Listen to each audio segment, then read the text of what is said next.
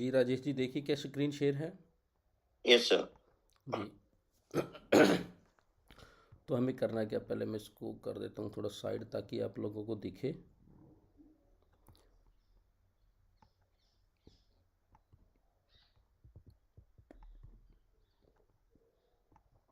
देखिए, ये हमारी ब्लॉकचेन की डोमेन है, mrmintchain.io। इसमें हमें सिंपल क्या करना है, वैलिडेटर डेलीगेटर्स का क्या रोल है। देखिए, वैलिडेटर 100 ही लोग बन पाएंगे, आप लोगों को पता है। जो भी फर्स्ट 100 की रैंकिंग में आएंगे सिर्फ वही बन पाएंगे, ठीक है। और जिन्होंने अप्लाई कर दिया और वो नहीं बन पाए तो वो डेलीगेट्स के लिए अप्लाई कर सकते हैं, फिर वो डेलीगेट्स बन सकते हैं। और वैलिडेटर के लिए हमारे पास सिर्फ और सिर्फ 26 फरवरी तक का ही टाइम है अप्लाई करने का। लेकिन डेलीगेटर्स के लिए कोई भी टाइम नहीं है, उसका आईडी चाहे मार्च में लगा, अप्रैल में लगा, उसके बाद भी डेलीगेट्स वो बन सकता है, ये चीज़ ध्यान रखिए। लेकिन जो वैलिडेटर है, सिर्फ वैलिडेटर के लिए 1 महीने का टाइम पीरियड है, डेलीगेटर्स के लिए कोई टाइम पीरियड नहीं है। दोनों पे कंडीशन ये है कि दोनों का टोकन 1 साल के लिए स्टेक रहेगा, 1 साल के बाद वो अनस्टेक कर सकते हैं अगर चाहें तो, ठीक है। अब वैलिडेटर के लिए अप्लाई कर दिया, अब डेलीगेटर्स कैसे करते हैं उसमें मैं थोड़ा सा बता दूं आप लोगों को। डेलीगेटर्स के पास अपॉर्चुनिटी बहुत है। ये डैशबोर्ड हो गया जैसे अपना ना, ये देखिए यहाँ पे 46 लोगों ने अप्लाई कर दिया है वैलिडेटर के लिए। अब ये वैलिडेटर हैं, लगभग लगभग 6 लोग हैं जो एक्टिव हो चुके हैं, जिनके पास 5 लाख से ऊपर टोकन जा चुका है। अब यहाँ पे देखिए, अब इन्होंने 50,000 का तो फीस दिया अलग से, एमएनटी टोकन है ना, वो आपका नॉन रिफंडेबल है, वो कभी भी रिफंड नहीं होगा अगर आप वैलिडेटर बन जाते हो तो। डेलीगेटर बनते हो, वैलिडेटर नहीं बनते हो तो उसके बाद 1 साल बाद स्टेक अनस्टेक कर सकते हो उसको। लेकिन अगर आप वैलिडेटर बन जाते हो तो वो 50,000 एमएनटी आपका नॉन रिफंडेबल है, ये चीज़ ध्यान रखिएगा आप, ठीक है।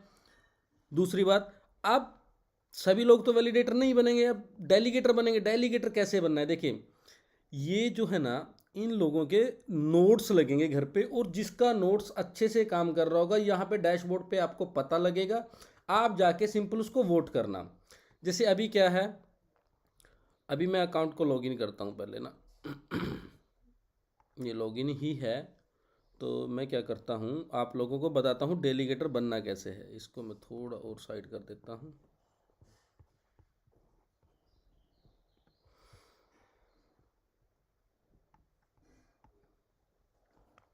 चलिए, जैसे आप यहाँ से देखिए, देखिए अच्छा इसमें एक चीज़ और है, हर एक वैलिडेटर को नंबर ऑफ ट्रांजैक्शन पे इक्वल एमएनटी टोकन जो होगा ना वो डिवाइड मिलेगा। अब एक वैलिडेटर, सपोज करो हमारे पास 100 वैलिडेटर हैं और 100 वैलिडेटर को हुई 100 टोकन मिलता है डेली का, एक एग्जांपल मानते हैं, ठीक है। अब उस 100 टोकन में से 30 टोकन तो है वैलिडेटर का खुद का, और 70 टोकन जो बचा 70% वो डेलीगेट्स में डिवाइड होगा। अब उसके नीचे एक डेलीगेटर से या 10 डेलीगेटर से, वो उसी में से डिवाइड होगा।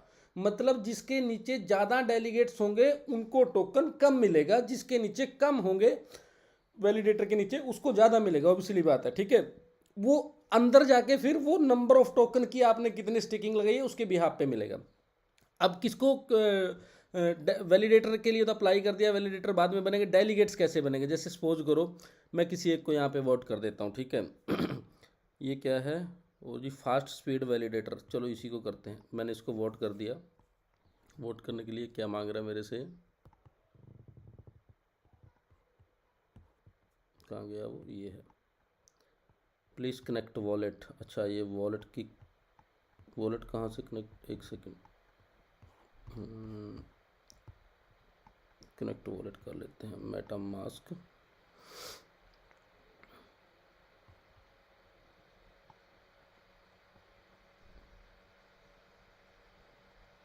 अभी मैंने मेटा मास्क से कनेक्ट कर लिया।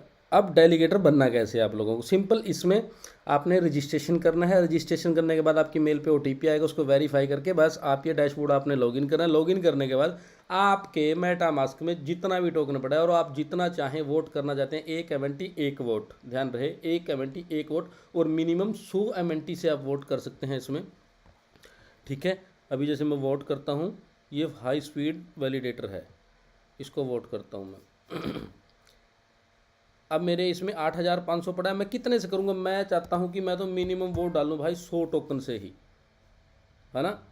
तो मैं 100 टोकन को यहाँ पे देखिए, अभी यहाँ पे 3693 है इसका, अभी इसको मैंने कर दिया वोट,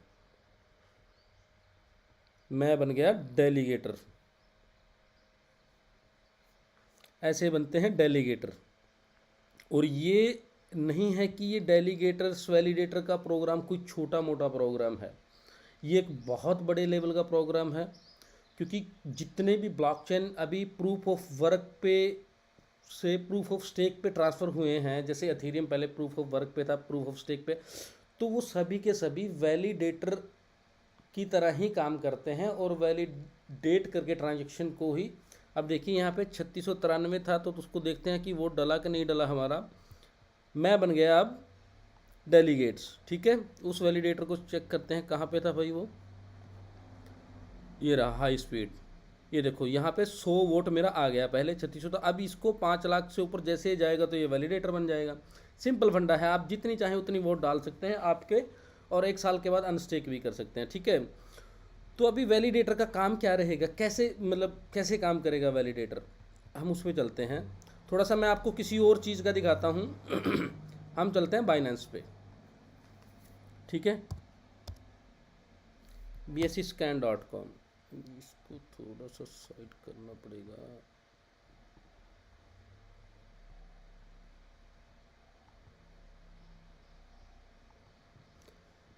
ये BSC स्कैन है। ठीक है, BSC स्कैन क्या है, ये बाइनेंस की ब्लॉकचेन है। ये अब बाइनेंस की ब्लॉकचेन पे भी ये वैलिडेटर और डेलीगेट्स का प्रोग्राम चलता है, ठीक है। कहाँ चलता है देखिए, मैं दिखाता हूँ आप लोगों को।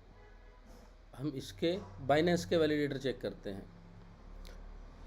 ये बाइनेंस के वैलिडेटर हैं। अब इस बंदे ने 1,76,000 सॉरी कितना है ये, 17,69,245 के आसपास BNB को स्टेक किया है,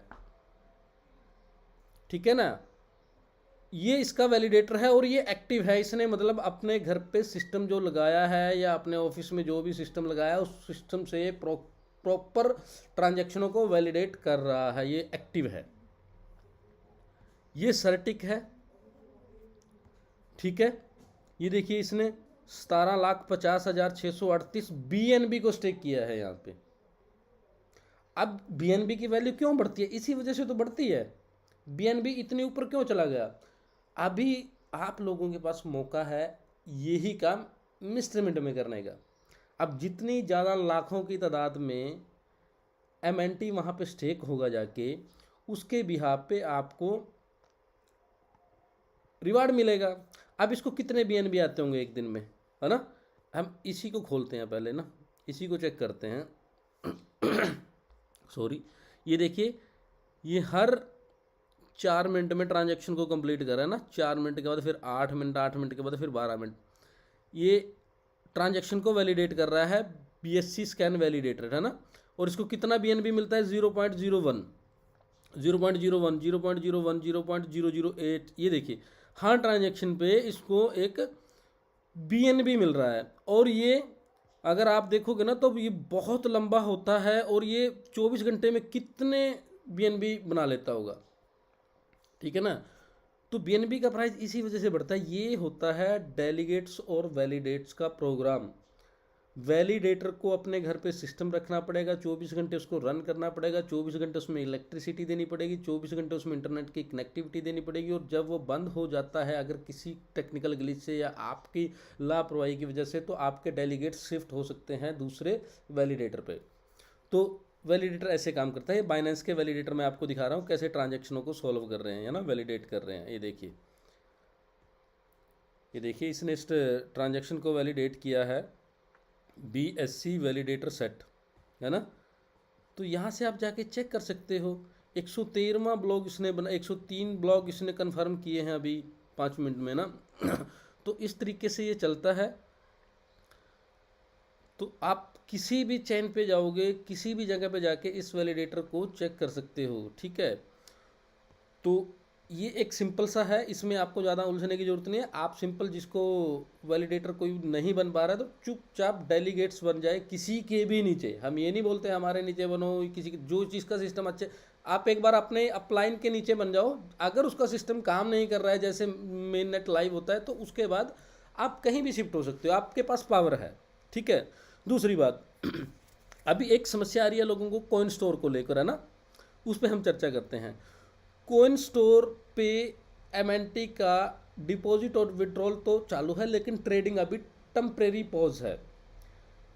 ये वैसे कल शाम तक का टाइम था, लेकिन वहाँ से जो भी नोटिफिकेशन आया और जो भी उनके साथ बात हुई और हमारी मैनेजमेंट के साथ रात को भी चर्चा हुई, तो उसमें ये सारा सैटरडे और संडे का थोड़ा छोड़ के ये मंडे तक दोबारा से लाइव आपको देखो लोगों को कॉइन स्टोर पे मिलेगी। अब कॉइन स्टोर ने इसको टेम्परेरी पॉज क्यों किया, वो रीज़न भी मैं आप लोगों को बता देता हूँ।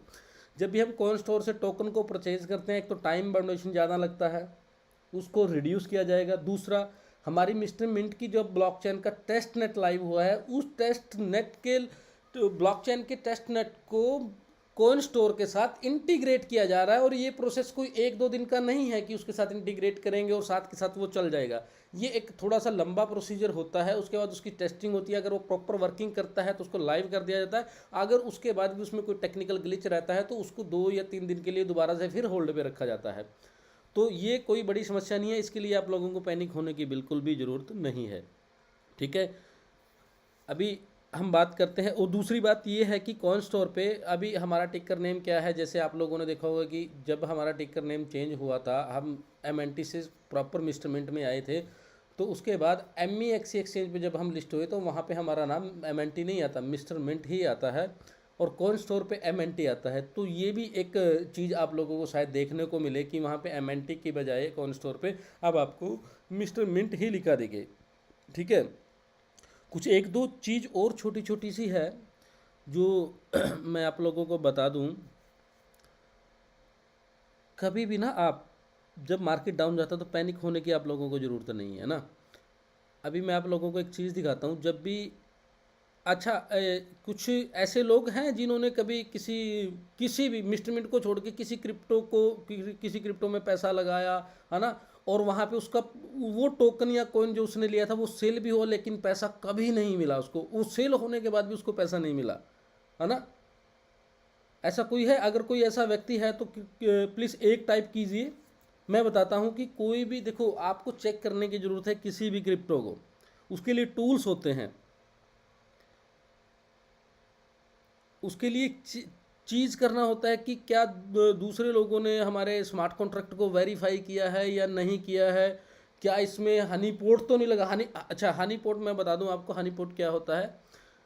ये वही चीज़ होती है जब भी आप किसी क्रिप्टो को बाय करते हो और अगर उसको आप प्रॉफिट आपका बन जाता है, उसके बाद आप सेल करते हो, लेकिन पैसे आप लोगों के हाथ ही नहीं लगते, 100% सेल होने के बाद भी नहीं लगते। वो क्या होता है, वो ये चीज़ होती है कि वो 100% टैक्स डाल देते हैं, जिसकी वजह से आप उस क्रिप्टो को सेल तो कर पाते हो, लेकिन आपके हाथ 1 रुपये भी नहीं लगता, है ना।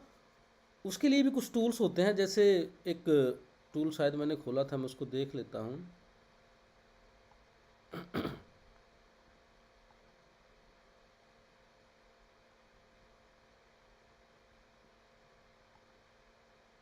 ठीक है। एक टूल है DEXTools.io करके, इसमें हम चलते हैं। इसमें मैंने पहले भी मैं चेक कर रहा था, ये हमारा मिस्टर मिंट है। हाँ, मिस्टर मिंट है, ये देखिए यहाँ पे, ये मिस्टर मिंट है। ठीक है। प्राइस अप डाउन ये पब्लिकली होता है, अप डाउन चलता रहेगा। ये मार्केट का नेचर है, इसको ना आप रोक सकते हो ना मैं रोक सकता हूँ, कोई भी नहीं रोक सकता। जब भी मार्केट में बायर ज़्यादा आएंगे तो प्राइस बढ़ जाएगा, सेलर ज़्यादा आएंगे तो घट जाएगा। ठीक है। बट ये चलता ही रहेगा, इसमें आप लोगों को पैनिक होने की बिल्कुल भी ज़रूरत नहीं है। अभी थोड़ा सा हम नीचे आते हैं। ये देखिए यहाँ पे डेक्स टूल क्या बोलता है, कॉन्ट्रैक्ट वेरीफाइड है आपका।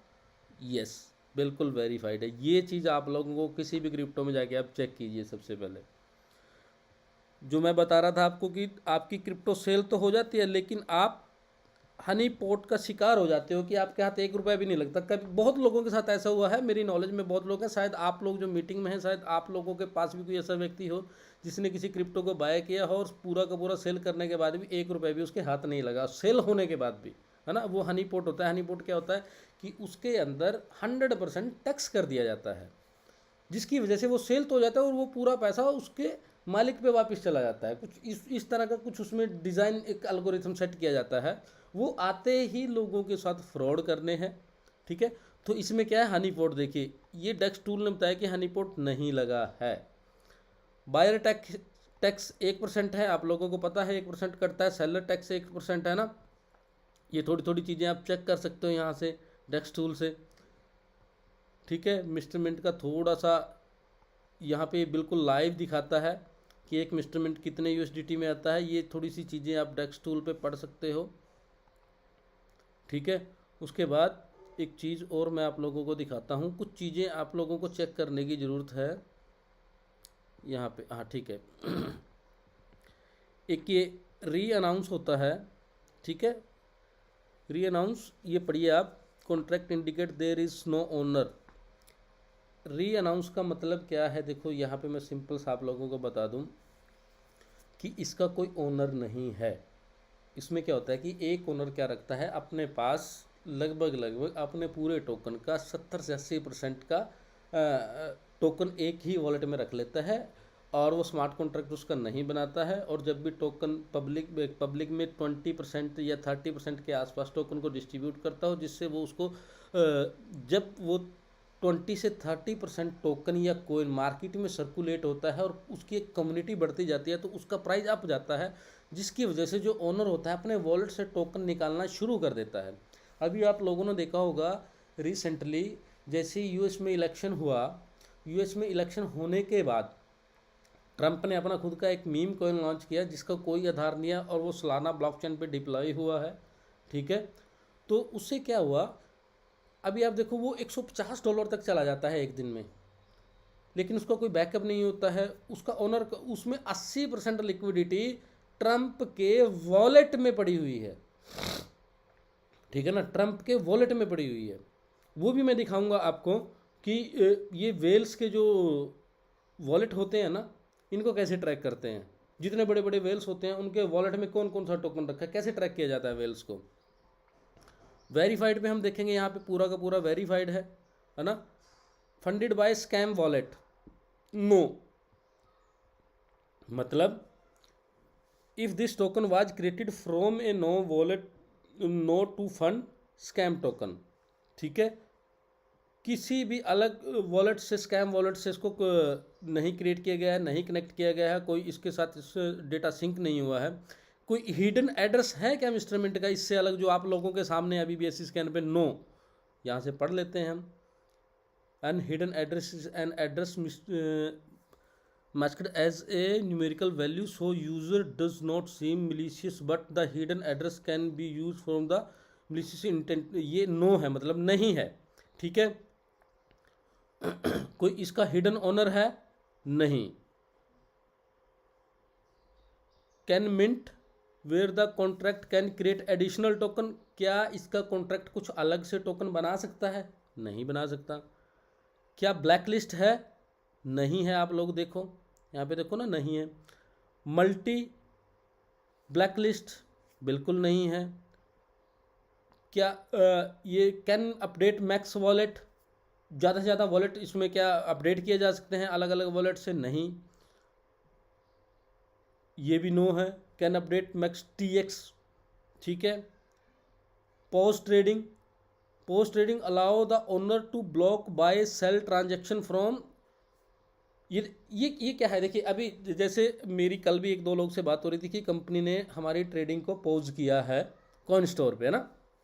तो यहाँ पे आप बिल्कुल साफ देखिए, यहाँ पे ये क्विक इंटेल ने दिया है कि ओनर कभी भी मिस्टर मिंट की ट्रेडिंग को अपने एंड से पॉज नहीं कर सकता। और आप लोगों को पता है जो ग्रुपों में मैसेज आया है, जो नोटिफिकेशन आई है, वो कॉइन स्टोर की ऑफिशियल अनाउंसमेंट है। हमारी तरफ से या मिस्टर मिंट की तरफ से कोई अनाउंसमेंट नहीं है, वो कॉइन स्टोर की तरफ से, आप समझो उस चीज़ को ना।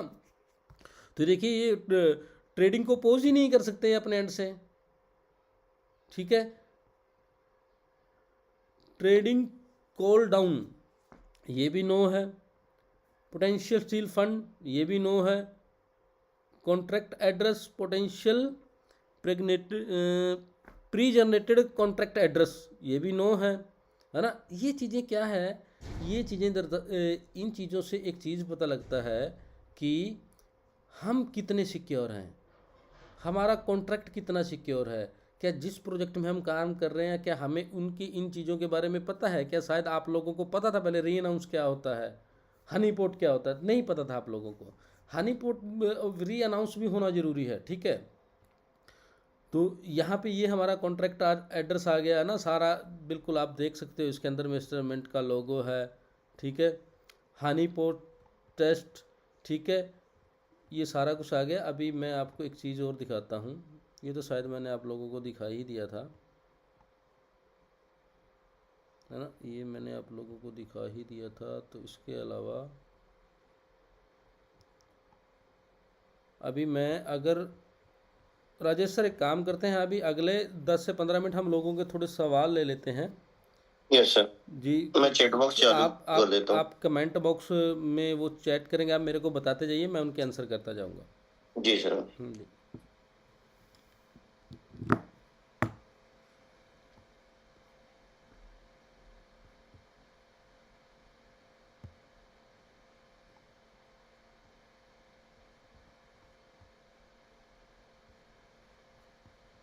किसी का सवाल है तो चैट बॉक्स में आइए, एक बार हम चर्चा करते हैं।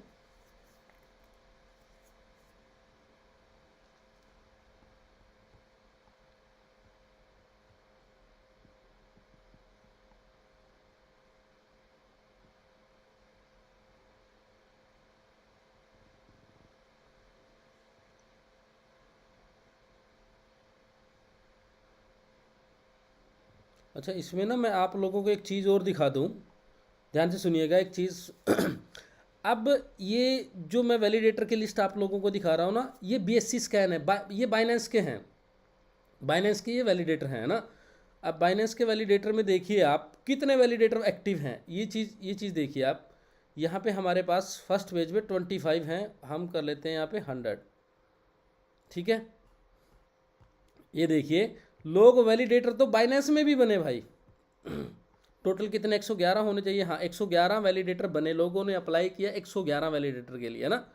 लेकिन वो वैलिडेटर अपने सिस्टम को कितने दिन चला पाए, कितने ट्रांजैक्शनें वो कर पाए, बाकी के सभी 111 नंबर से आप देखिए ये 9 है। मतलब ये वैलिडेटर तो बन गया लेकिन इसका सिस्टम बंद पड़ा है, नो। ये बाइनेंस की बात कर रहा हूँ मैं, अपनी बात नहीं कर रहा। हमारा तो मेन नेट लाइव होने के बाद ये चीज़ें आएंगी सामने। जो अभी लोग वैलिडेटर भी बन रहे हैं ठीक है, लेकिन उनको मैं एक सजेशन देना चाहता हूँ कि वैलिडेटर जो बन रहा है वो लोग अपने सिस्टम को प्रॉपर रन करें, ठीक है, ताकि उनका लॉस ना हो। नहीं तो आप एज ए डेलीगेट किसी भी वैलिडेटर के नीचे जा सकते हैं। अब ये बाइनेंस का देखिए वैलिडेटर 111 बने लोग, और यहाँ पे 11 लोग तो ये हैं जिन्होंने अपने सिस्टम को बंद रखा हुआ है, ये चला ही नहीं है सिस्टम। उससे पहले हम देखते हैं पहले पेज पे, है ना। यहाँ से हम फर्स्ट पेज पे आ जाते हैं। अब यहाँ पे देखिए पूरे के पूरे वैलिडेटर जो बाइनेंस के बने थे ये बंद पड़े हैं बिल्कुल। कितने वैलिडेटर काम कर रहे हैं यहाँ तक आ जाइए। अब 111 में से ओनली 45 लोग ही ऐसे हैं जो वैलिडेटर बने और अपने सिस्टम को प्रॉपर रन कर रहे हैं। 111 में से मात्र 45 लोग। इसके लिए क्या होता है, वैलिडेटर के लिए एक टेक्निकल एक्सपर्ट होना, टेक्निकल नॉलेज रखना, मतलब हर चीज़ में एक एक्सपर्टीज़ उसकी बहुत ज़रूरी है। आज लोगों को पता ही नहीं है कि वैलिडेटर कैसे बनना है, वैलिडेटर का काम क्या रहेगा। जब हार्डवेयर सेटअप आप करोगे खुद, और देखिए उस पर 24 घंटे AC भी चाहिए होगा, नहीं तो वो आपका वैलिडेटर हैंग हो जाएगा। आप बाइनेंस के ही देख लीजिए कि 111 लोग बने, लेकिन आज की डेट में सिर्फ 45 लोग ही एक्टिव हैं बाइनेंस पे जो वैलिडेट कर रहे हैं ट्रांजैक्शनों को। बाकी तो आपके सामने है BSC स्कैन पे 9 ही है सब कुछ, है ना, ठीक है। तो ये चीज़ भी आप ध्यान रखिएगा, ठीक है। तो राजेश जी चलिए लेते हैं क्वेश्चन, बताइए सर। सर क्वेश्चन तो बहुत सारे हैं। जी जी जी जी जी, कोई दिक्कत नहीं सर, बता दीजिए। ज्यादातर लोग वो परेशान है जिनको फ्री वाला विड्रॉल नहीं आ रहा है। जी, फ्री वाला मैं बता देता हूँ सर आप लोगों को। फ्री वाला क्या है कि कुछ चीज़ें ऐसी हुई हैं, कुछ ऐसे लोग आए हैं बीच में जिन्होंने एक सॉफ्टवेयर का यूज़ किया है, मैं आप लोगों को बता भी दूँ।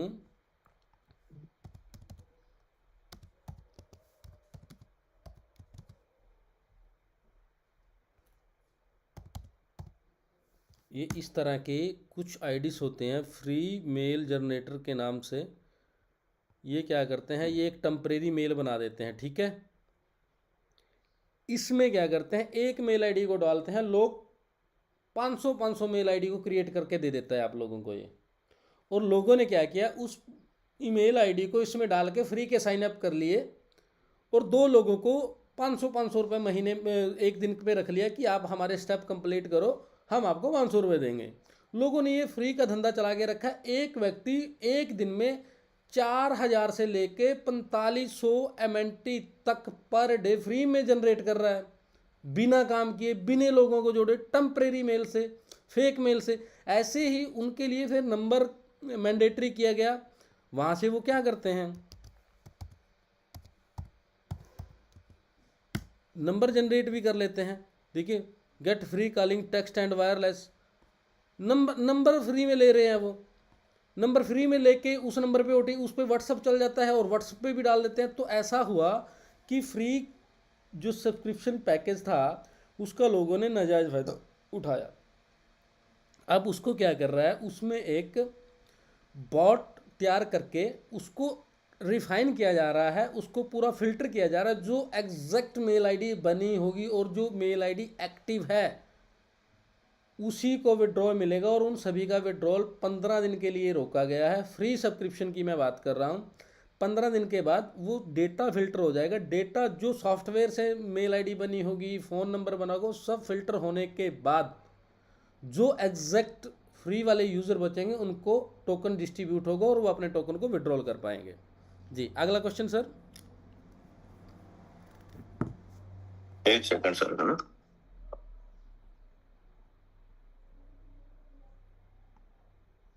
Sir please reply how we can see validator share in Mister Mint blockchain. Blockchain में मतलब वैलिडेटर को आप कैसे देख पाओगे, वो तो उसका एक डैशबोर्ड पूरा लाइव होगा ना। जब आप वैलिडेटर बनोगे तो उसका एक पूरा का पूरा डैशबोर्ड लाइव होगा, आपको पता लगेगा कि किसका वैलिडेटर अच्छा काम कर रहा है, किसका नहीं कर रहा है। उसकी टेंशन मत लो, वो मेन नेट लाइव होने के बाद का प्रोसेस है, वो आप लोगों को पता लग जाएगा। कुछ लोगों का कहना है सर डेलीगेटर का क्या कैलकुलेशन होगा, कितने एमएनटी मिलेंगे डेली पे या इन्वेस्टमेंट पे, उसको कैसे कैलकुलेट करें। अब सपोज कीजिए हम मान के चलते हैं कि हमारे पास 5 लाख MNT इकट्ठा हो गया और हम बन गए वैलिडेटर। अब एक बन गए राजेश जी, राजेश जी के पास है 6 लाख MNT। अब राजेश जी के नीचे लोग हैं 10 जो डेलीगेट्स बने हैं 50,000 से, 1 लाख से, 20,000 टोकन डाल के, और मेरे नीचे लोग हैं सिर्फ 5। अब राजेश जी के को भी उतना ही टोकन मिलेगा, मेरे को भी उतना ही टोकन मिलेगा। सपोज करो राजेश जी को भी 100 टोकन मिला, इनके नीचे 10 लोग हैं, मेरे को भी 100 टोकन मिला, मेरे नीचे 5 लोग हैं। अब उस 100 में से 30 तो मेरा है, 70 टोकन जो है वो मेरे 5 लोग में डिवाइड हो जाएगा नंबर ऑफ वोट्स के हिसाब से। अगर किसी ने 10,000 टोकन से वोट किया होगा, उसको सपोज करो 10 टोकन मिल रहे हैं। किसी ने 20,000 टोकन से मेरे को वोट किया तो उसको डबल टोकन मिलेगा 10,000 वाले से। लेकिन मेरे को राजेश, जो हम दोनों वैलिडेटर हैं, दोनों को सेम ही टोकन मिलेगा। उसके बाद हमारा टोकन, हमारे नीचे कितने डेलीगेट्स हैं वो उनकी वोटिंग के आधार पर उनमें डिस्ट्रीब्यूट होगा। जिसकी ज़्यादा टोकन से वोट होगी उसको ज़्यादा मिलेगा, जिसकी कम की होगी वो कम होगा। और दूसरा इसमें डिपेंड करता है कि आपके वैलिडेटर ने नंबर ऑफ ट्रांजैक्शन को कितनों को वैलिडेट किया है, ठीक है। अब कुछ क्वेश्चंस इसमें ऐसे आ रहे हैं जिनके आंसर उनको पता है या आपने पहले भी बता चुके। जैसे कि किसी ने अगर 50,000 MNT से वैलिडेटर बना है तो बाद में उसको क्या डेलीगेटर में चेंज कर सकते हैं? बिल्कुल कर सकते हैं सर। मेरे पास 2 वॉलेट हैं और एक में एमएनटी की अपनी ये वैलिडेटर बना होगा, तो क्या दोनों वॉलेट कनेक्ट कर सकते हैं? बिल्कुल कर सकते हो सर, अलग अलग अकाउंट से। अलग अलग अकाउंट से? जी, मतलब आप सिर्फ साइन अप करना है, दो वॉलेट अगर आपके पास है तो दो मेल आईडी भी होंगे, तो दोनों को hmm, Mister Mint chain dot I O पे जाके साइन अप कीजिए और दोनों से वोट कर दीजिए। ठीक है। दूसरा, ये प्रोग्राम कब से लाइव होगा? लोगों का कहना है कि कैलकुलेट ये प्रॉफिट कब से आना चालू होगा, वैलिडेटर या डेलीगेटर का? डेलीगेटर या वैलिडेटर का प्रॉफिट, देखिए वैलिडेटर के लिए अप्लाई करने के लिए अभी 26 फरवरी तक का टाइम है, डेलीगेट्स के लिए कोई टाइम नहीं है। लेकिन आप जो ये स्टेक करोगे, वैलिडेटर और डेलीगेट्स बनोगे, इसका बेनिफिट आपको लगभग लगभग 4 से 5 महीने के बाद मिलना शुरू होगा, सेकंड अगले क्वार्टर में, जब भी हमारा मेन नेट लाइव होगा। अभी टेस्ट नेट लाइव है, टेस्ट नेट लाइव होने से जितने भी प्रॉब्लम्स ब्लॉकचेन में आएंगे उनको सभी को फिल्टर किया जाएगा और उनको सबको फिक्स किया जाएगा जब हमारा टेस्ट नेट कंप्लीट हो जाएगा कि हाँ अब हमारे पास कोई समस्या नहीं है, हमारी ब्लॉकचेन में किसी तरह का कोई टेक्निकल ग्लिच नहीं है, प्रॉपर स्मूथ वर्क कर रहा है। उसके बाद उसका जैसे मेन नेट लाइव होगा उसके बाद आप लोगों को रिवार्ड मिलना शुरू होगा। जब तक मेन नेट लाइव नहीं होगा तब तक कोई रिवार्ड नहीं मिलेगा, ये चीज़ ध्यान रखें। इसके अलावा जो भी क्वेश्चन मैं देख पा रहा हूँ, जनरली लोग एमएनटी के प्राइस को लेके कर रहे हैं कि प्राइस कब तक बढ़ेगा, तो हम उस पर बात ना करें। और साथ में हमारे साथ जितने भी पैनलिस्ट इस समय है, को होस्ट है, चाहे तो वो 1 to 1 आप लोग आपस में डिस्कशन कर सकते हैं सर, जो मुझे लगता है। जी बिल्कुल बिल्कुल। जैसे रूबी मैडम है, अजय सर हैं, और भी लोग हैं, आशीष सर हैं। एक गुड क्वेश्चन है। मॉर्निंग हरना। Very good morning Ruby ma'am. तो एक ना बहुत आम सा सवाल आ रहा है, क्योंकि हम लोग भी यहाँ पे बहुत ज्यादा बैक टू बैक मीटिंग्स कर रहे हैं वैलिडेटर्स और डेलीगेटर्स को लेके। थोड़ी सी कंफ्यूजन है, क्योंकि हम लोग स्टेपमेंट की कम्युनिटी से हैं, तो थोड़ी सी कंफ्यूजन लोगों के दिमाग में ये बात को लेके आ जाती है कि हम लोग आज ये स्टेकिंग कर रहे हैं, हम लोगों को इसकी प्रॉफिट जो है 3 महीने के बाद में मिलेगी। 3 महीने तक हम लोग स्टेपमेंट में इतने इतना इतना तो हमको स्टेपमेंट में मिल जाता है। तो कहीं ना कहीं ये एक माइंडसेट लोगों का बना है कि स्टेपमेंट के कंपैरिजन में हम लोग डेलीगेटर में क्यों इन्वेस्ट करें, हमारा क्या फायदा है। तो लोग जो है स्टेपमेंट से जो रिटर्न्स आ रहे हैं उसको जो है वैलिडेटर के रिटर्न से या डेलीगेटर के रिटर्न से कंपेयर कर रहे हैं। बिल्कुल बिल्कुल बिल्कुल। एक बात देखिए मैडम, सपोज कीजिए आज लोग, वो जो लोग डेलीगेट्स में वोट नहीं करते या वैलिडेटर के लिए अप्लाई नहीं करते, वो अपने टोकन का करेंगे क्या अभी 4 महीने तक? एब्सोल्युटली। वो अपने टोकन को या तो सेल करेंगे या स्टेटमेंट में जी। आईडी लगाएंगे, है ना। ज़्यादातर तो लोग सेल के लिए ही जाते हैं, शायद लोगों को नॉलेज नहीं है अभी, क्योंकि पेशेंस जो होता है ना, इस ये मार्केट आप लोगों से मांगती है पेशेंस।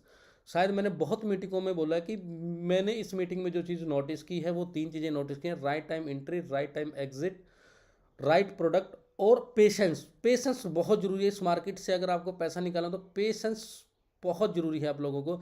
अब आप एक काम कीजिए, सपोज कीजिए आप 4 महीने के बाद हमारा मेन नेट लाइव होगा, तो लोग सोचते हैं कि यार हम तो डेलीगेट बनना है, उसके बाद डेलीगेट बनेंगे ना। उसके बाद वो क्या करेंगे, टोकन का प्राइस 50 सेंट 70 सेंट पे चला जाता है, करेक्ट। तो उन लोगों के वोट भी तो उतने कम काउंट होंगे ना, सही है। तो उन लोगों का कहीं ना कहीं लॉस है ना। देखिए अर्ली एक्सेस का मतलब क्या होता है? अर्ली एक्सेस का मतलब होता है कि जो लोग अर्ली अडॉप्ट कर लेते हैं वो लोग क्या करते हैं, वो ही सबसे ज़्यादा पैसा निकालते हैं। आप समझो, जिन्होंने मतलब मैं बताता हूँ, जब भी कोई क्रिप्टो आती है ना, और मैं, हाँ, बहुत चीज़ें, बहुत क्रिप्टो के स्मार्ट कॉन्ट्रैक्ट को मैं रीड करता हूँ, चेक करता हूँ अपने एंड से, मैं बहुत कोशिश करता हूँ उसको ब्रीफली उसके अंदर जाने की, है ना। तो क्या होता है, मैंने एक चीज़ नोटिस की है, जब भी कोई क्रिप्टो आती है और उस क्रिप्टो में ना 20% लोग ऐसे होते हैं जो अर्ली अडॉप्टर होते हैं, 80% उसकी कम्युनिटी होती है।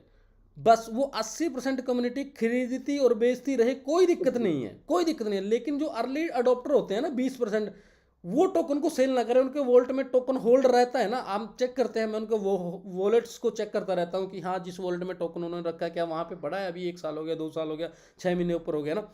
जब तक वो 20% लोग टोकन को सेल नहीं करते, 80% कम्युनिटी जो आई है वो सेल और बाय करती रहती है, उसकी कोई दिक्कत नहीं है। तब तक टोकन में या कॉइन में कोई भी दिक्कत नहीं है। वो 20% लोग जो होल्ड करके रखते हैं, और ऐसा मैंने बहुत प्रोजेक्टों में देखा है जो 20% हो, 20 से 25% अर्ली अडोप्टर होते हैं, आज भी उनके वॉलेट में वो टोकन एज ए टीज स्टेक में रखा है, उन्होंने सेल ही नहीं किया। क्यों नहीं किया? क्योंकि वो हमसे ज़्यादा नॉलेज रखते हैं, जो मार्केट में कभी से हमसे हमसे कई गुना तक की वो सोच रखते हैं, इसलिए शायद उन्होंने सेल नहीं किया। तो आप जितना ज़्यादा इसमें पेशेंस रखोगे, उतना ज़्यादा आप प्रॉफिट निकालोगे इसमें से। बिल्कुल सही है। मैं भी लोगों को यही समझाती हूँ कि जैसा कि आपने बोला, अगर आपके पास एमएनटी खुला पड़ा है, या फिर आप आमतौर की जिंदगी में देखते हो कि अगर आपके पास कैश भी अगर खुला पड़ा है, आपके सेविंग्स अकाउंट में है या आप घर पे रखते हो, तो कहीं ना कहीं मन में लालच आती ही आती है। हर छोटे मोटे खर्चे के लिए आप पैसे अपने यूज कर लेते हो। इसी चक्कर में हम लोग उस पैसे को हम फिक्स डिपॉजिट कर देते हैं या किसी इन्वेस्टमेंट में लगा देते हैं, ताकि वो पैसा हमको एक्सेसिबल ना रहे और उसकी वजह से हमारा पैसा बचा रहे। तो वैलिडेटर या डेलीगेटर बनने का एक तरीका ये भी सोचने का है कि आप किसी भी तरीके से आप अपने एमएनटी को उस लालच से दूर आप एक जगह पे स्टेक कर रहे हो, और वो 1 साल के बाद में या 1 साल 3 महीने 4 महीने के बाद में जब आपके पास वो आएगा अवेलेबल होने के लिए, सेल के लिए, तब उसकी वैल्यू बहुत ज्यादा बढ़ चुकी होगी। आप अपने इस डिसीजन को तब थैंक यू कर रहे होगे कि अच्छा हुआ मैंने यहाँ पे स्टे कर दिया।